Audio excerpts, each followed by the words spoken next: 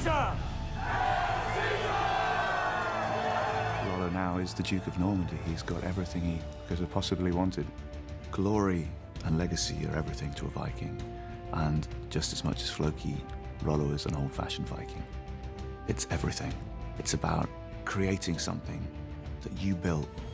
He wanted it, but he had no idea how to achieve it. He was always looking to the gods to lead him.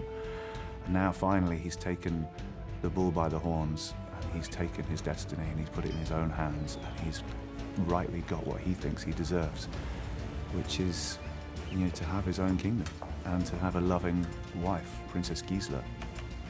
He has a very powerful army, both on land and in sea.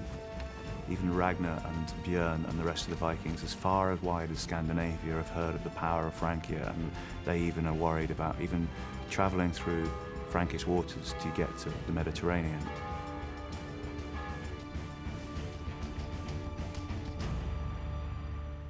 Your Grace will now be entrusted completely with the defense of our realm. This is the Iron Hand of Francia. I give it to your Grace as a symbol of my favor.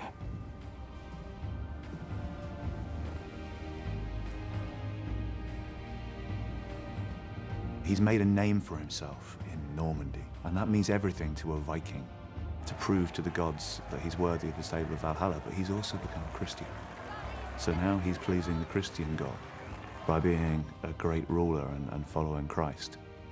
But he's at a time in his life now where he's left his Viking gods behind for a long time, and I think he's starting to second guess and question whether he's made the right decision. It's part of a midlife crisis. He's hedging his bets between the two sets of gods.